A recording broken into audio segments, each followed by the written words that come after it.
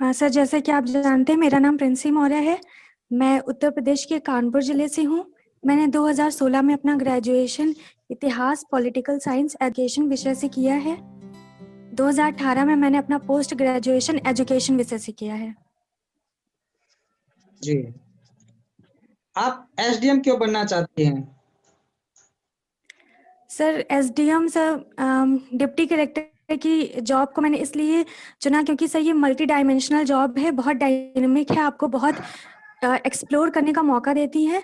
और सर गरिमामय पद है, अच्छा वेतन है, तो सब बहुत सारे फायदे हैं इस जॉब के। जी।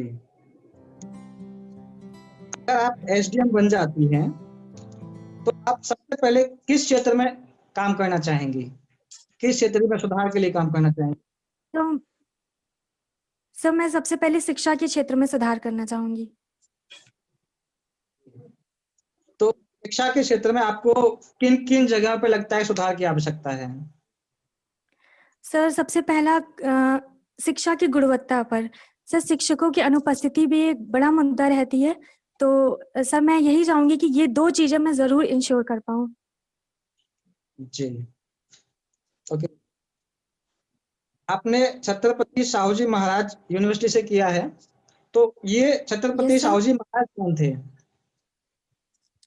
सर ये कोल्हापुर के महाराजा थे और सामाजिक न्याय को लेके सर इनका काफी अच्छा काम रहा है। इन्होंने अपनी रियासत में देखा कि जब जो सरकारी पद थे रियासत के तहत उसमें गैर ब्राह्मणों की बहुत कम उपस्थिति थी, तब सर इन्होंने आरक्षण के द्वारा सर उन्हें राज्य के पदों में प्रतिनिधित्व दिया। ओके। क्या आपने अपनी हॉबीज में लिखा है कि आपको डांसिंग पसंद है? कौन सी यस सर। स्टाइल में आप डांस करती हैं या पसंद करती सर हैं? मैं तो बॉलीवुड स्टाइल में डांस करती हूँ। तो डांस की कुछ स्टाइल्स के नाम बता सकते हैं आप? ये सर बता सकती हूँ सर, एक contemporary, break dance, hip hop और सर हमारे आर्ट शास्त्रीय नृत्य। शास्त्रीय नृत्य जो हैं यस उसमें सर। से आप थोड़ा सा मोहिनीअट्टम के बारे में बताइए। सर मोहिनीअट्टम केरल से संबंधित नृत्य है। और सर हेमा मालिनी जी सर इस नृत्य से संबंधित रही हैं सर, इतना ही मैं जानती हूँ। अच्छा, बाकी मोहिनीअट्टम में मोहिनी कौन है? इसका क्या इतिहास है या फिर क्या इसकी मेथोडोलॉजी, कुछ कोई आइडिया इसके बारे में? नो सर, सॉरी सर, मुझे इसके बारे में कोई आइडिया नहीं। ओके। एक नृत्य होता है रउफ नृत्य। रउफ नृत्य के बारे में पता है आपको? कहाँ का है ये? सर जम्मू कश्मीर का लोक नृत्य है रउफ नृत्य। तो, अभी सर आप अब अपना जो पूछना चाहते हैं कंटिन्यू करिए। Okay, thank you. Good evening. Good evening sir. अच्छा, आप कानपुर से हैं? Yes sir. Yes sir. अच्छे, तो जैसे अभी कानपुर में एक घटना घटी करीब 1 साल पहले, 6 7 8 महीने पहले, तो उसके बारे में कुछ बता सकती हैं? सर अगर मैं गलत नहीं हूँ तो शायद आप विकास दुबे के केस से संबंधित प्रश्न है ये। बिकरू कांड सर हुआ था कानपुर में, जी जी उन्नाव जी के पास में। जी जी यस जी सर। जी जी। तो उसकी कमियां क्या रही, जैसे उसमें क्यों ऐसा घटनाएं हो गई पुलिस से?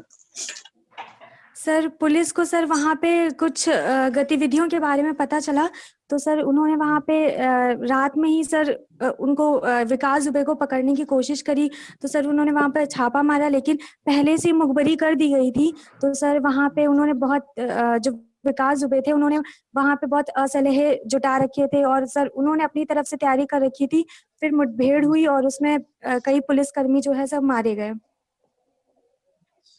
उसमें कमियां क्या रही पुलिस की? Yes sir, sorry sir. Police प्रशासन की कमियां क्या रही उसमें? सर पुलिस प्रशासन की कमी रही कि सर जो इंटेलिजेंस संबंधी जो सूचनाएं थी सर उसमें कहीं ना कहीं लैक रहा। फिर पुलिस के पास आधुनिक हथियार भी नहीं रहे। ऐसा रिपोर्ट्स में आया कि उनके पास जो गोलियां थी सर, जो कांस्टेबल थे उनके पास जो बंदूकें थी वो पुरानी थी, तो वो चली ही नहीं। तो सर मैं मानती हूँ यही कमियां रही हैं। ठीक है। जैसे आपका शिक्षा शास्त्र से आप पीजी किए हैं, यस सर। हाँ, तो हाल ही में न्यू एजुकेशन पॉलिसी आई है, नई शिक्षा नीति। Yes sir. तो उसके अध्यक्ष कौन थे? सर के कस्तूरी रंगन। अच्छा, कंफर्म है आप? Yes sir confirm. अच्छा, उसकी कुछ जो न्यू एजुकेशन पॉलिसी है, उसकी कुछ जो नई चीजें हैं पुरानी एजुकेशन पॉलिसी जो पहले थी, यस सर। उसमें क्या क्या नई चीजें आई हैं इसमें, उसके बारे में कुछ सर बता दीजिए। 10+2 जो हमारे स्ट्रक्चर था 10+2 का सर उसको चेंज करके 5+3+3+4 किया गया। सर सबसे अच्छी बात इसमें ये रही कि अर्ली चाइल्डहुड केयर को काफी इम्पोर्टेंस दिया जा रहा है। और सर इसमें जैसा कि प्रधानमंत्री जी ने भी कहा है कि अब शिक्षा जो है वो सर रटने पे नहीं बल्कि हाउ टू थिंक और व्हाट टू थिंक पे ज्यादा ध्यान दिया जाएगा। और सर जो मुझे पर्सनली एक बहुत अच्छा लगा सर इनका एक उपबंध की क्रिएटिव कॉम्बिनेशन की बात कही गई। मतलब सर आर्ट्स और साइंस के बीच की जो सीमा थी सर उसको तोड़ दिया गया है। तो आप कोई भी सब्जेक्ट अब सर ले सकते हैं। और सर विश्वविद्यालयों को सर विश्वविद्यालयों को ऐसा बनाया जाएगा कि उसमें कई विषय एक साथ पढ़े जा सकते हैं। तो सर काफी समावेशी शिक्षा के लिए सर इसमें उपबंध किए गए हैं। जैसे आप डिप्टी कलेक्टर पहले भरी हैं।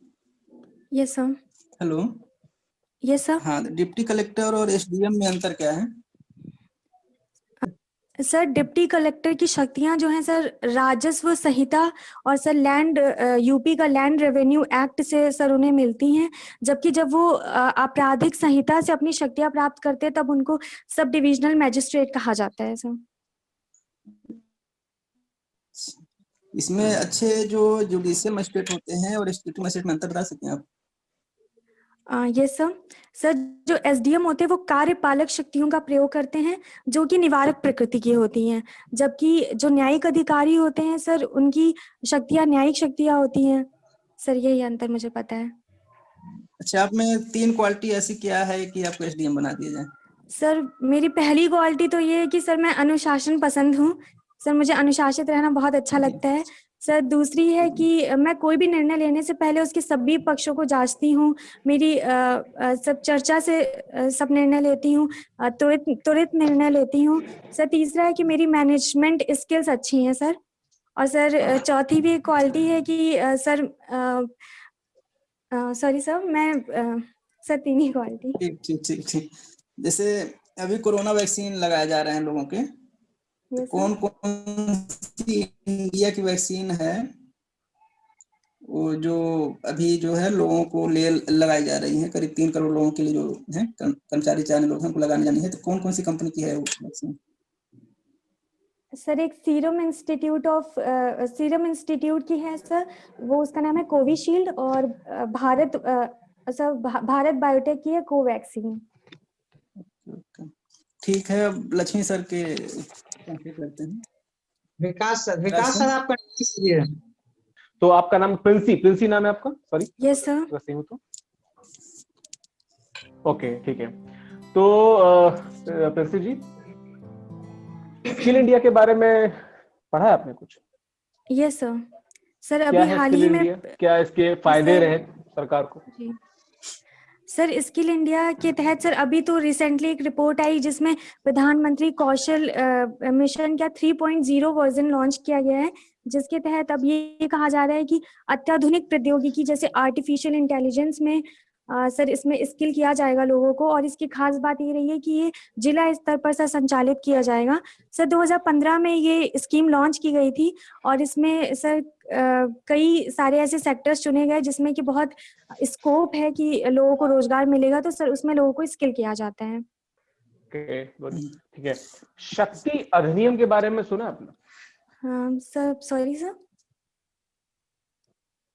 शक्ति अधिनियम, Shakti act? No sir. Okay, mission Shakti के बारे में? यस सर, मिशन शक्ति के बारे में सुना हुआ है। बताइए। सर 2 मिशन शक्ति हैं। एक तो सर एसेट सर जब इसरो और डीआरडीओ ने मिलकर एसेट मिसाइल का सर प्रयोग किया था उस पे। और दूसरा सर अक्टूबर 2020 में यूपी सरकार ने मिशन शक्ति लॉन्च किया था, जिसके तहत महिलाओं को उनके अधिकारों के प्रति जागरूक किया गया था। थानों में सर ऐसी व्यवस्था की गई थी कि उनको थानों का माहौल ऐसा बनाया गया था कि महिलाएं आए और अपनी शिकायतें बहुत आराम से दर्ज करा सकें। तो सर ये है इन 2 मिशन के बारे में मैं जानती हूँ। ओके ओके गुड, ठीक है। अच्छा, राष्ट्रीय मतदाता दिवस अभी हाल ही में मनाया गया था, कब था आपको पता? सर 25 जनवरी को था। बताइए। ओके, तो इसी से जुड़ा एक सवाल है मेरा कि एक देश एक चुनाव, अभी मोदी जी ने 2-3 इस पे एक मई जून के आसपास मीटिंग में बुलाई थी और फिर वापस अपने भाषण में उन्होंने इसकी बात की थी। तो एक देश एक चुनाव पे आपकी क्या राय है? ये कितना सही और कितना नुकसानदायक हो सकता है, या क्या इसके प्रोस एंड कॉन्स हैं? सर एक देश एक चुनाव का कॉन्सेप्ट सर बहुत अच्छा है और 1967 तक भारत में सर राज्यों और केंद्र के चुनाव एक साथ होते रहे हैं। तो सर इसमें कोई प्रॉब्लम नहीं है। अगर ये कॉन्सेप्ट लागू होता है तो सर धन की बचत होगी और सरकार को ज्यादा समय मिलेगा कि वो विकास कार्यों में अपने आप को संलग्न कर सके। लेकिन सर इससे संबंधित कुछ आशंकाएं भी जताई जा रही हैं कि जैसे अगर बीच में ही विधानसभा भंग हो जाती है या केंद्र में लोकसभा भंग हो जाती है तो क्या प्रोविजंस होंगे। तो सर ये आशंकाएं हैं, अगर इनको संबोधित कर दिया जाए तो सर बेशक एक देश एक चुनाव सर बहुत ही अच्छा रहेगा भारत के लिए। अच्छा, जब से ये नई रिजीम आई भारत में, तो जो हिंद महासागरीय रणनीति है, ठीक है, तो उसमें बहुत सारे चेंजेस आए, कुछ नई नीतियां आई, कुछ नए इनोवेशन सरकार ने ट्राई किए। तो हिंद महासागर क्षेत्र में भारत की रणनीति के बारे में कुछ आप बताएं। सर हिंद महासागर में भारत ने जो विजन दिया है उसको नाम दिया जाता है Sagar, security and growth for all in the region. तो सर इसके तहत भारत की रणनीति रही है कि आसपास के जो हिंद महासागरीय देश हैं उनसे अपने आर्थिक, सामरिक, रणनीतिक और सर सांस्कृतिक संबंधों को सुदृढ़ किया जाए। सर अभी हाल ही में जो वैक्सीन कूटनीति सर देखी गई है वो भी एक तरीके से हम हिंद महासागरीय रणनीति में ही गिन सकते हैं। ओके गुड, ठीक है। और एक क्वाड के बारे में आपने सुना होगा? Yes sir. क्वाड और ब्लू डॉट नेटवर्क दोनों पैरेलली चर्चा में थे, क्या आप दोनों के डिफरेंशिएट कर सकती हैं क्या? सर बिल्कुल कर सकती हूँ। सर क्वाड जो है अमेरिका, जापान, भारत और ऑस्ट्रेलिया, ये चारों देशों के बीच एक अनौपचारिक रणनीतिक वार्ता है। सर एक तरीके से हम इसे रणनीतिक सामरिक मंच कह सकते हैं सर। लेकिन इसमें एक बात है कि ये चाइना के विरुद्ध एक तरीके से देखा जा रहा है, मतलब चाइना को काउंटर करने की कोशिश की जा रही है, उनको बैलेंस करने की कोशिश की जा रही है।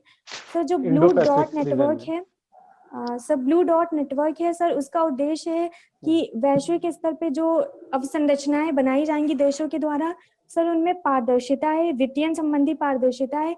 तो सर इसके लिए ये सरकारों के बीच में और सिविल सोसाइटीज के बीच में एक तरीके की पहल है। तो जिन परियोजनाओं को ब्लू डॉट नेटवर्क दिया जाएगा सर उनको वैश्विक स्तर पर फंड जुटाने में काफी आसानी हो पाएगी। Very good, very good. एक लास्ट क्वेश्चन है मेरे पास। अभी सर ने पूछा था आपसे न्यू एजुकेशन पॉलिसी के बारे में। अच्छा, ये जो एजुकेशन पॉलिसी हमारी है, ये इससे पहले कौन सी एजुकेशन पॉलिसीज आई हैं और पहली कब आई थी? सर पहली एजुकेशन पॉलिसी 1968 में आई थी, दूसरी 1986 में आई थी, जिसमें कि 1992 में संशोधन किया गया था। अच्छा, ये तीसरी है।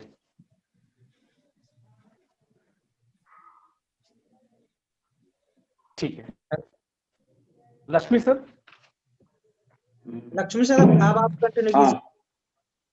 प्रिंसी जी।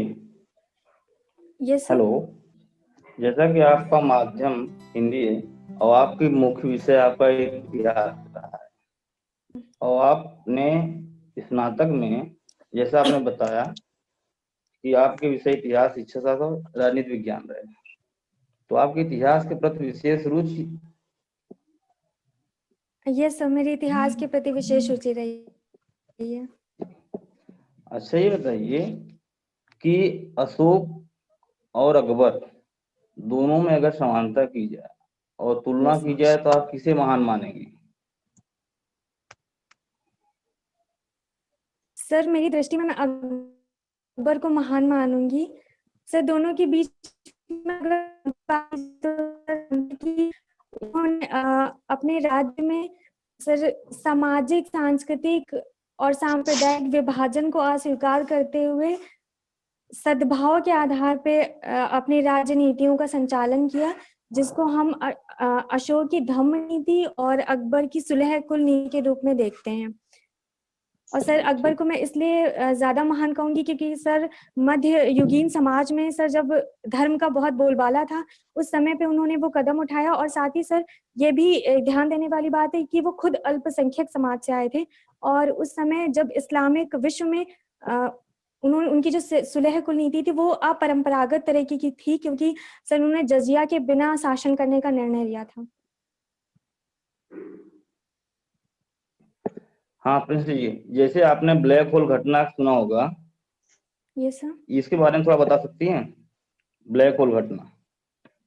सर ब्लैक होल घटना सर यदि मैं सही हूँ तो सर ये ब्रह्मांड से संबंधित है।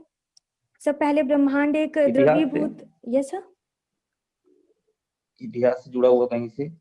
Sorry sir sir black hole घटना ये सर मैं बता सकती हूँ।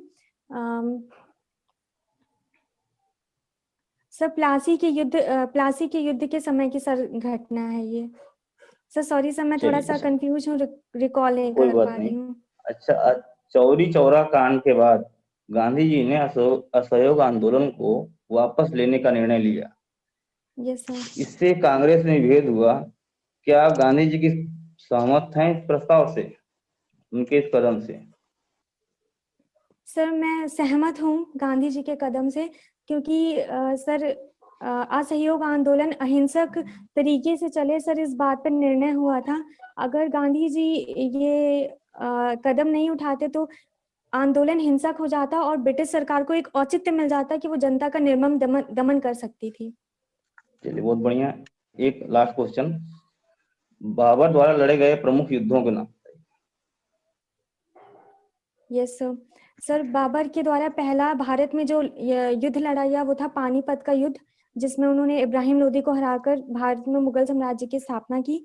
सर उसके बाद में राणा सांगा से युद्ध लड़ा गया था, सर उसका नाम मैं रिकॉल नहीं कर पा रही हूँ। सर उसके बाद में चंदेरी का युद्ध और फिर घाघरा का युद्ध। बहुत बढ़िया। हाँ राज जी प्रिंसी जी, अब आपका Yes, sir. इंटरव्यू समाप्त हो गया है।